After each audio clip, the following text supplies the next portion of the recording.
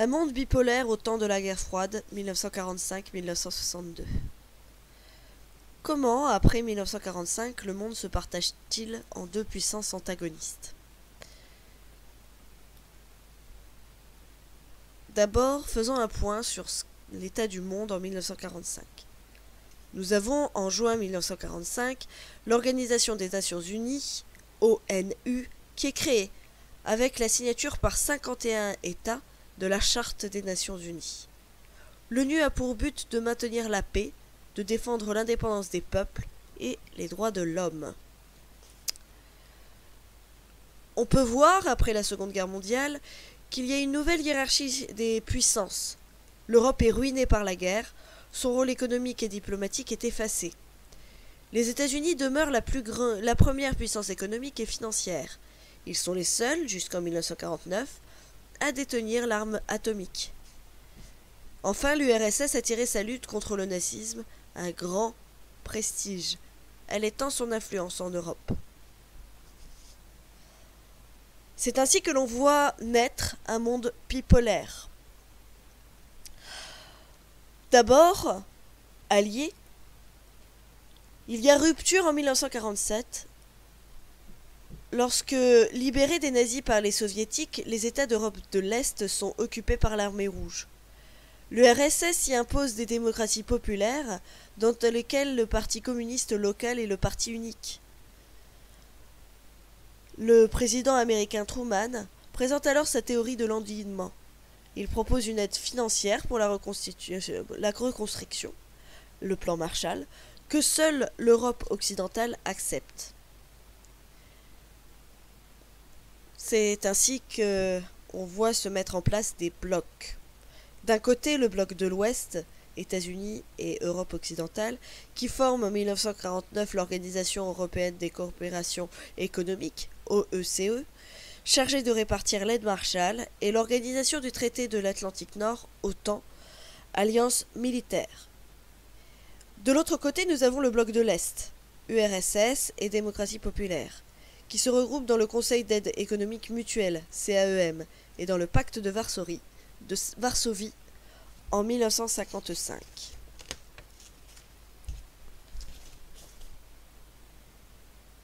Et c'est la guerre froide. C'est le conflit idéologique entre deux modèles. La guerre froide est une période de forte tension entre les deux grands. Ils s'affrontent indirectement parce que leur idéologie s'oppose et ils possèdent tous deux la bombe atomique. Toute opposition directe est impossible, c'est l'équilibre de la terreur. Le modèle politique de l'URSS, c'est une démocratie populaire, un parti unique. Son but, c'est de construire une société sans classe, c'est-à-dire sans pauvres, sans riches, sans classe. Son modèle économique, c'est le communisme. Mise en commun des moyens de production, planification, priorité à l'industrie lourde. Tout est en commun. Et il n'y a pas de propriété. Aux États-Unis, l'élection est libre, le régime est parlementaire. Son but, c'est de diffuser la démocratie et les droits de l'homme. Et son modèle économique, c'est le capitalisme. Propriété privée des moyens de production, recherche du profit, libre-échange. Le paroxysme, le point culminant de ce conflit, c'est la question allemande. En 1945, les Alliés divisent l'Allemagne et Berlin en 4 zones d'occupation, américaine, britannique, française et soviétique. En 1948, Staline, souhaitant récupérer Berlin, isole les quartiers occidentaux. Pendant un an, les États-Unis ravitaillent la ville par un pont aérien. Staline lève le blocus en mai 1949.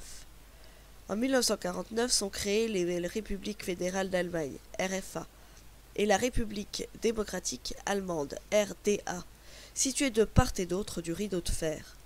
Après la mort de Staline, en 1953, le bloc de l'Est est fragilisé par des révoltes à Berlin-Est, en Pologne et en Hongrie. Le 13 août 1961, les dirigeants de la RDA édifient un mur entre Berlin-Est et Berlin-Ouest pour stopper la fuite des Allemands de l'Est. Les antagonismes entre les deux grands et la menace réelle d'une guerre capable de détruire la planète. La fin de la guerre froide et du monde bipolaire, 1962-1991.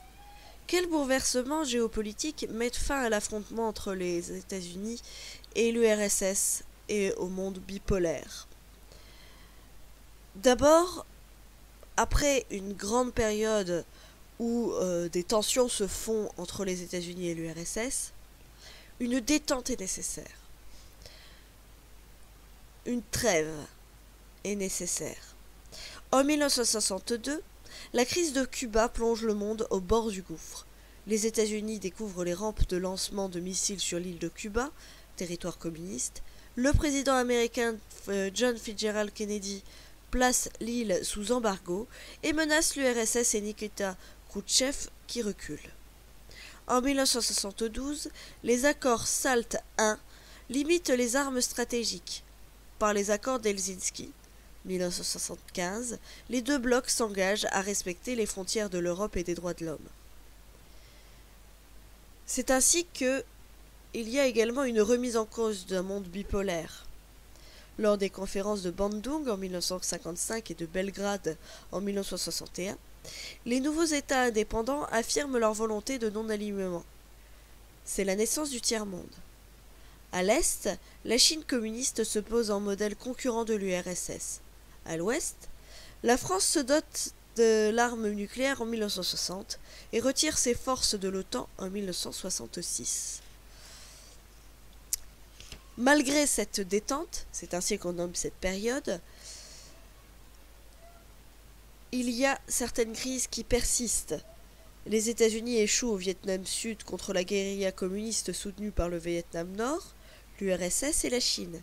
Ils se retirent en 1973. Israël, soutenu par le bloc de l'Ouest, remporte la guerre des 6 jours, 1967, et du Kippour, 1973, sur les pays arabes voisins, soutenus par l'URSS. En 1975, il y a un regain des tensions. Les États-Unis perdent l'alliance de l'Iran après la prise de pouvoir par les islamistes, en 1979.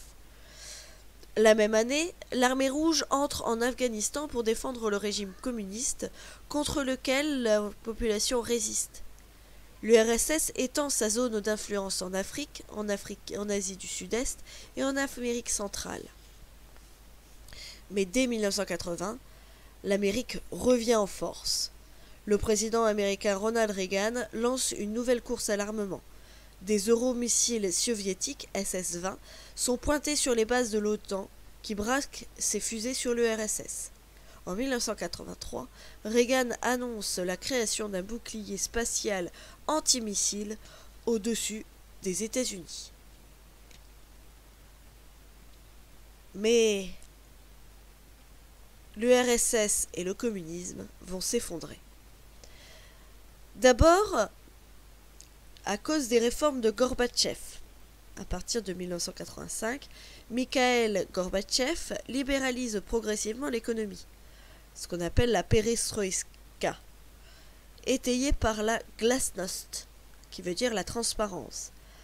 Mais la pénurie et le chômage engendrent une contestation du régime.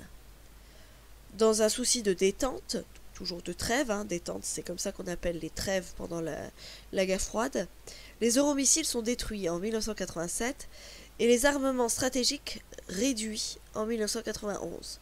En 1989, les soviétiques quittent l'Afghanistan. Date clé à connaître absolument. À Berlin, le mur de la honte est abattu le 9 novembre 1989. L'Allemagne est réunifiée en octobre 1990. Encouragés par Gorbatchev, les démocraties populaires se soulèvent. Des élections libres et pluralistes ont lieu. C'est ainsi qu'il y a éclatement de l'URSS et fin de la guerre froide. Les républiques du RSS proclament leur indépendance. L'URSS disparaît en décembre 1991. L'éclatement de l'ex-URSS désagrège le bloc de l'Est. Le pacte de Varsovie et de CAEM sont dissous. Les anciennes démocraties populaires d'Europe adoptent un régime démocratique et un système économique capitaliste. Elles rejoignent l'ancien bloc de l'Ouest avec l'adhésion à l'OTAN et entrent dans l'Union européenne en 2004. La dislocation du bloc de l'Est a fait cesser l'antagonisme entre deux blocs constituant une menace pour le monde.